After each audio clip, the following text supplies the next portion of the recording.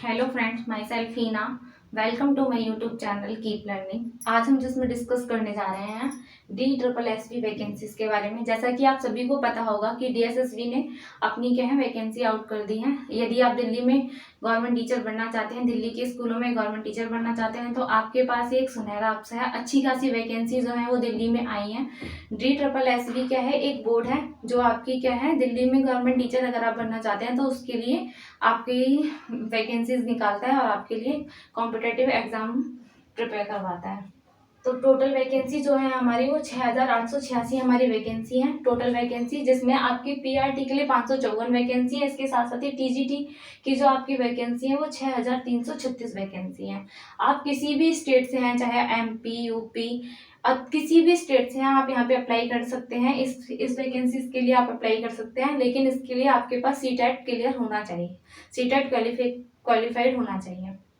CTET के अलावा DSSB किसी भी टेट को मान्य नहीं करता। यदि आपका कोई अन्य टेट क्लियर है तो आप इसमें अप्लाई नहीं कर सकते हैं। सिर्फ CTET अगर आपका क्लियर है तभी आप इस वैकेंसीज में अप्लाई कर सकते हैं। अब मैं आपको इसके बारे में बताती हूँ कि कौन कौन पेपर में अप्लाई कर सकता है। अगर आप PRT के लिए अप्लाई करने जा रहे हैं तो आपकी जो एज है आपकी वो 30 ईयर से ज़्यादा नहीं होनी चाहिए। 30 ईयर होनी चाहिए, इससे ज़्यादा एज वाले PRT के लिए अप्लाई नहीं कर सकते, ठीक है। और अगर आप TGT के लिए अप्लाई कर रहे हैं तो आपकी 32 ईयर, मैक्सिमम एज आपकी 32 ईयर होनी चाहिए।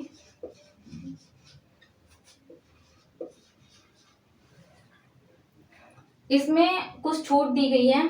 एज रिलैक्सेशन सिर्फ उन्हीं को मिलेगा या तो वह किसी कैटेगरी से बिलोंग करते हैं या फिर यदि वह किसी कैटेगरी से नहीं है तो दिल्ली गवर्नमेंट की स्कूल में यदि आप कॉन्ट्रैक्ट बेस पर टीचर हैं, एज ए टीचर या आप वर्क कर रहे हैं, तो आपको 5 साल की क्या है छूट दी जाएगी।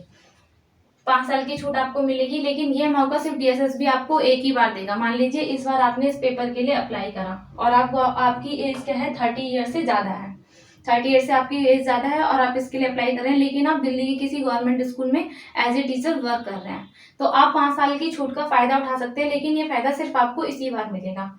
यदि आपका पेपर क्वालिफाइड नहीं होता और DSSB अगली बार वैकेंसी निकालती है और उसमें आप दोबारा से अप्लाई करना चाहते हैं, तो जो आपकी 5 साल की छूट वाला जो आपको फायदा है वो दोबारा से नहीं मिलेगा। ये चांस सिर्फ आपको DSSB द्वारा सिर्फ एक ही बार ही दिया जाएगा। इसके अलावा OBC का जो आपको एक सभी को डाउट है, OBC अगर आप और कहीं से OBC हैं तो वो मान्य नहीं होगा। आपको OBC वालों के लिए, OBC कैटेगरी वालों के लिए दिल्ली का OBC सर्टिफिकेट होना जरूरी है। यदि आप दिल्ली से आपका सर्टिफिकेट है OBC का, तभी आप इस जॉब में OBC का फायदा जो है वो उठा सकते हैं, OBC कैटेगरी का फायदा उठा सकते हैं। ऑनलाइन एप्लीकेशन है, ऑनलाइन फॉर्म फिल करा जाएगा। फॉर्म फीस क्या है आपकी, फीस जो है वो आपकी 100 रुपये है।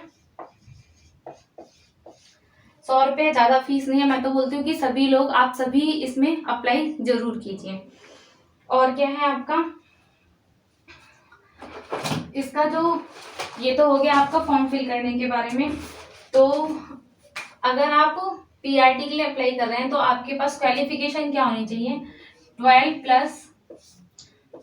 प्लस 2 ईयर का क्या होना चाहिए, डिप्लोमा आपके पास होना चाहिए। 2 ईयर का डिप्लोमा होना चाहिए। और अगर आप TGT से अप्लाई कर रहे हैं तो ग्रेजुएशन प्लस B.Ed आपका होना चाहिए। B.Ed वाले इस वाले में अप्लाई नहीं कर सकते। B.Ed वाले बच्चे PRT के लिए अप्लाई नहीं कर सकते। PRT में अप्लाई करने के लिए आपके पास 2 इयर्स का डिप्लोमा होना ही चाहिए। वो डिप्लोमा आपका DLED भी हो सकता है। DLED अगर आपने D.Ed करा है या फिर आपने BLED करा है, BLED bachelor of elementary education वालों भी क्या है PRT में अप्लाई कर सकते हैं। और इसके लिए आपको TGT के लिए ग्रेजुएशन के साथ साथ B.Ed का आपके पास डिप्लोमा होना चाहिए, प्लस CTET आपका क्वालिफाई होना चाहिए। ये आपका है। अब आज के पेपर के बारे में मैं आपको थोड़ा सा बता देती हूँ कि DSSB का पेपर आपका कैसा आता है।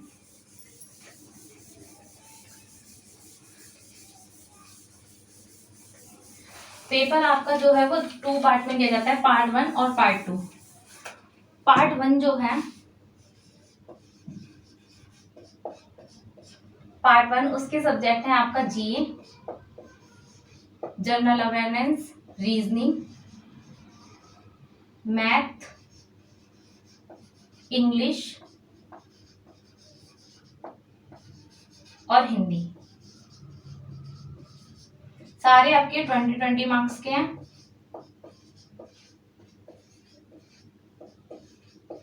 और ये टोटल मिला के कितने मार्क्स का है? 100 मार्क्स का पेपर है पार्ट 1।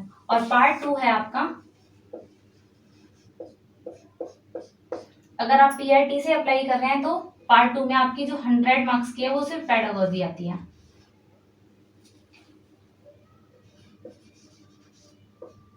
पेडागोजी आएगी आपकी 100 मार्क्स की। 200 मार्क्स का आपका ये टोटल पेपर है, 200 मार्क्स का। और टीजीटी का भी आपका क्या है? 200 मार्क्स का ही पेपर है।